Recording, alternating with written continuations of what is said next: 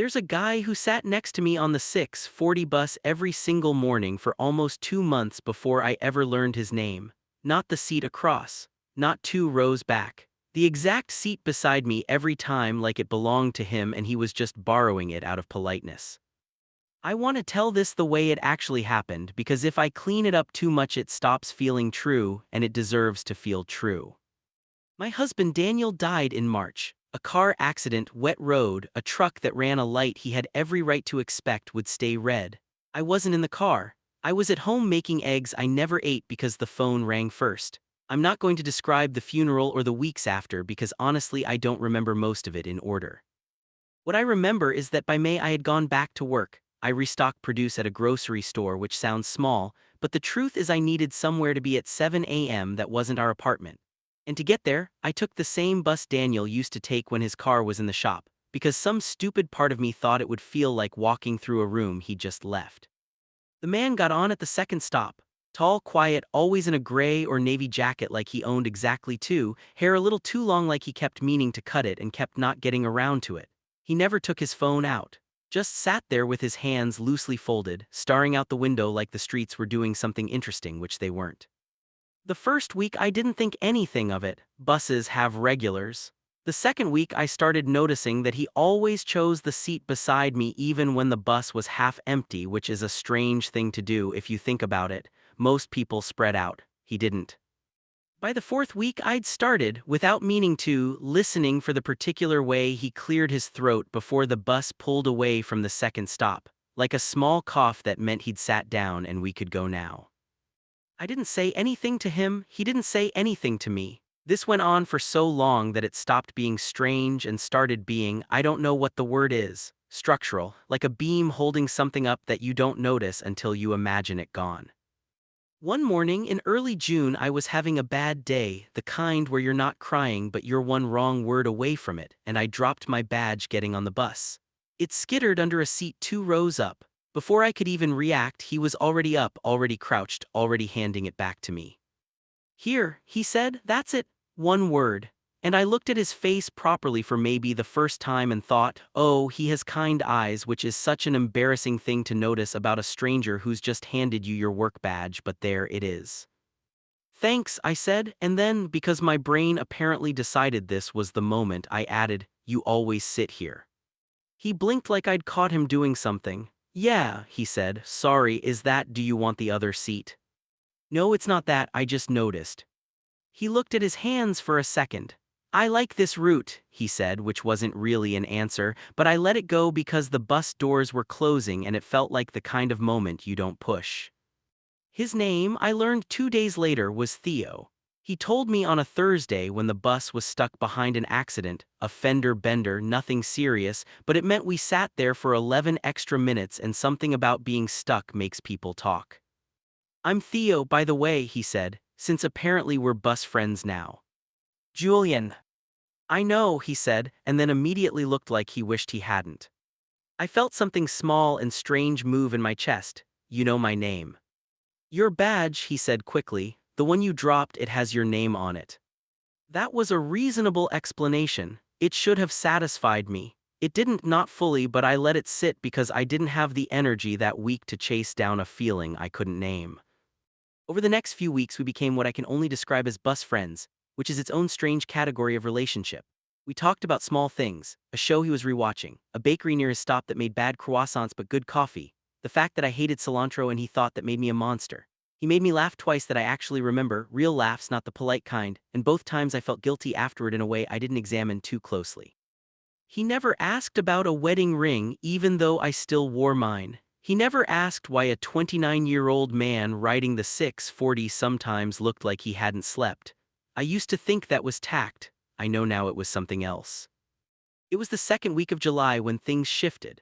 I'd had what I'd started calling a Daniel morning, one of those mornings where a smell or a song or nothing at all knocks the air out of you, and I must have looked wrecked because Theo didn't say his usual morning. He just sat down and after a minute said quietly, "You don't have to talk, I just didn't want you sitting alone today." I don't know why that broke something in me, maybe because it was the first time in months someone had offered comfort without asking for an explanation first. My husband died, I said, just like that, flat, no lead up. In March. This isn't even his bus. I mean, it wasn't. He used to take it when his car. I stopped. I don't know why I'm telling you this. Theo went very still, not the still of someone uncomfortable, the still of someone absorbing a hit. I know, he said, so quietly I almost missed it under the engine noise. You know. He looked at me, and for the first time since I'd met him, he looked scared. Actually scared, the way you look right before you say something you've been avoiding for a long time. I need to tell you something, he said, and I need you to let me finish before you say anything, because if you stop me I don't think I'll get through it. I didn't answer, I just nodded because my chest had gone tight in a way that told me this was going to matter. I'm a paramedic, he said. I was on shift in March, the call on the intersection by the pharmacy, the truck, and the sedan. He swallowed. I was in the second unit. I wasn't the one who, I wasn't with him at the very end, someone else was, but I was there, Julian. The bus kept moving, people kept getting on and off like the world hadn't just tilted sideways. I couldn't say anything.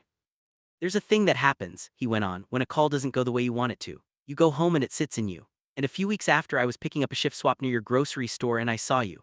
I recognized you from there was a photo in his wallet when we were checking for ID. I saw you outside the store and I just froze. And then I saw you get on this bus one morning and I don't know what came over me, I just started taking it too. I told myself I was making sure you were okay, that's all it was supposed to be. Supposed to be, I repeated, and my voice came out smaller than I wanted it to. Yeah, he rubbed a hand over his jaw. Because somewhere in the last 2 months it stopped being about him and it started being about you. And I know how that sounds. I know exactly how that sounds, and I've hated myself for it because you're grieving and I was there on maybe the worst day of your life, and now I'm sitting next to you every morning hoping you'll laugh at something I said.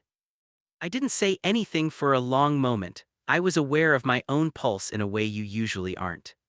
You should have told me, I finally said, weeks ago. I know. You let me talk to you about him, about missing him, and you knew you were there. I know, Julian, I'm sorry. I kept telling myself the next day I'd say something and then the next day I didn't, and it just kept. I didn't know how to open that door without it slamming shut on both of us. I got off 2 stops early that day. I didn't say goodbye. I just stood up and walked to the doors and got off into air that felt too bright for how I felt, and I didn't look back to see if he watched me go. I want to be honest about what the next 10 days were like because it wasn't clean. I was angry, and then I wasn't sure I had the right to be angry, and then I was angry again for different reasons. I took an earlier bus, the sucks ton, just to avoid him, and every single morning on that earlier bus I found myself scanning the seats out of habit before I remembered why I was there. My sister Myra noticed something was off before I told her anything. She's the only person who calls me on my nonsense without making it about her.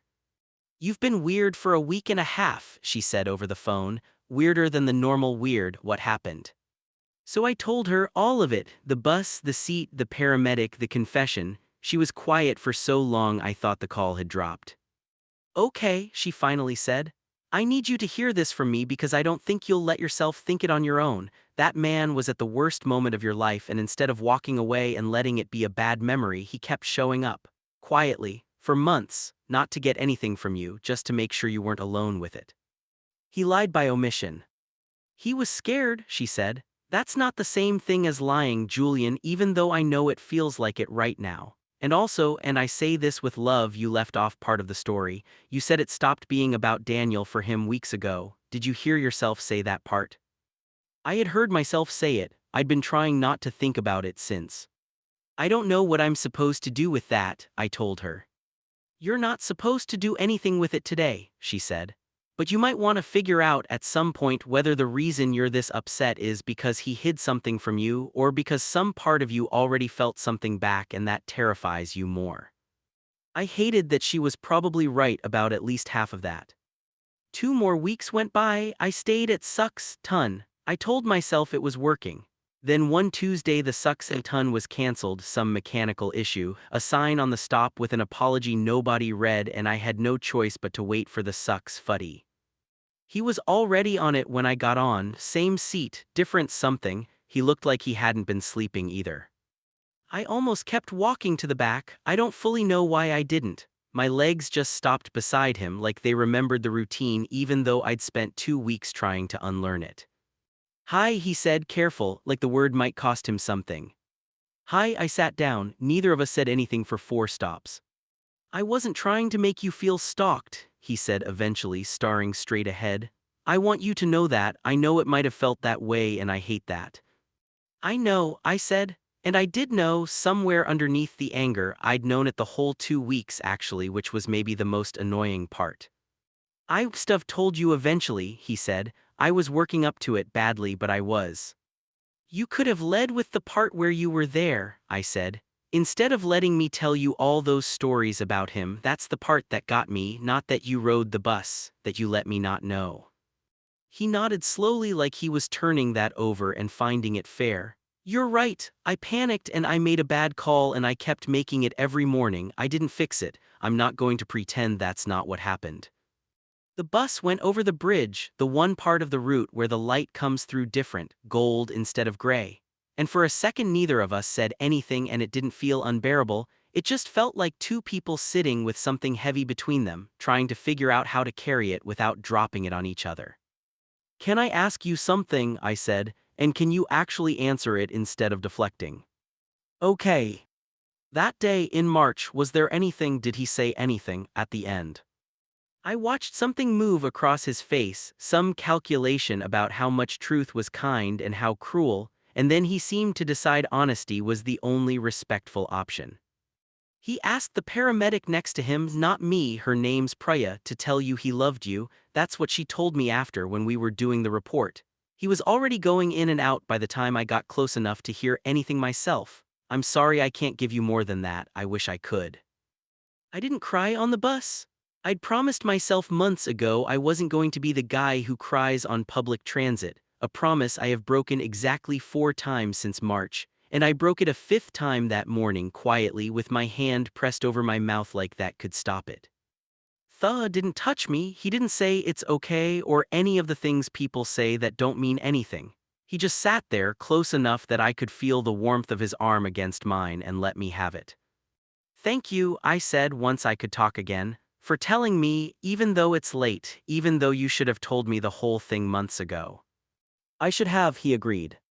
We started talking again after that, differently than before. Slower, more honest. I asked him things I hadn't let myself ask, what that day had actually been like for him, whether it was normal to carry a call around the way he seemed to be carrying this one.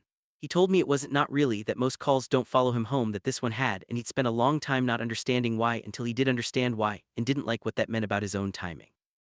I keep thinking, he said one morning in August, that I met you on the worst day either of us has ever had. And every day since, some selfish part of me has been glad I get to see you. And every day I feel guilty for being glad. You don't have to feel guilty for that, I said, and I meant it, though it had taken me weeks to get there. I kind of do though. Daniel's the reason I know your name.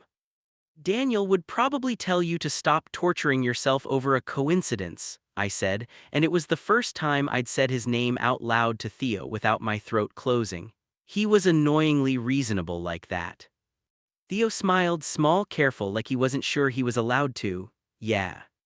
Yeah, he'd have found the whole thing funny, honestly, in a morbid way. A stranger falling for his husband on the exact bus he used to hate taking.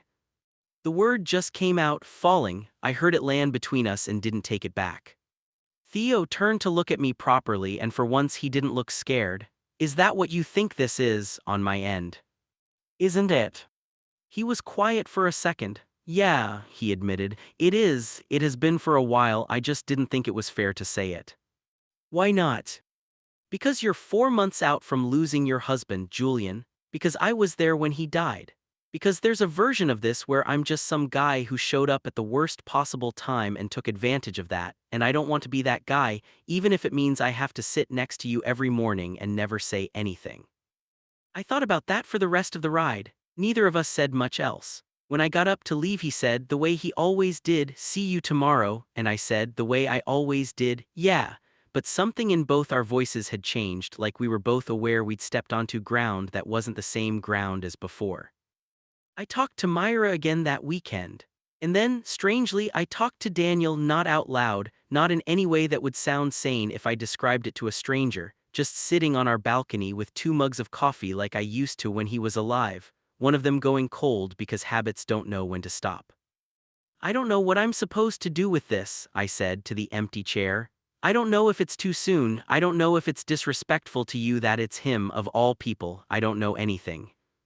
The chair didn't answer, obviously. But sitting there, I found myself thinking about the kind of person Daniel actually was, not the idealized grief version I'd been carrying around, but the real one who used to tell me not to let good things pass me by out of guilt, who once made me go back for a job I'd talked myself out of because I was scared of wanting it too much. And somewhere in that memory, I found something like permission, not certainty. Just permission to stop treating my own life like it had to freeze in March forever. Monday morning, I got on at 6:40 and sat down next to Theo and didn't wait for the small talk. I don't want to wait until tomorrow to say this, I told him, because I've been rehearsing it since Saturday, and if I don't say it now, I'm going to lose my nerve. He went very still, the same stillness from that first confession, like he already knew this conversation would matter. I don't think you're the guy who took advantage of the worst day of my life, I said. I think you're the guy who couldn't walk away after it, and I've spent 2 months being scared of what that means, and I'm tired of being scared of it. I don't know what the right timeline is for any of this, I don't think there is one, but I know I look forward to this bus every single morning, and it's not because of the route. Theo let out a breath like he'd been holding it since March. Julian. You don't have to say anything back right now, I said. I just needed you to know. I want to say something back, he said. I just don't want to say the wrong thing and mess this up because I've been careful for 2 months and I don't want to stop being careful now, right when it matters most. Then just tell the truth, slowly if you need to. He nodded, and when he spoke his voice wasn't smooth or rehearsed, it cracked a little in the middle, which somehow made it land harder than anything polished would have.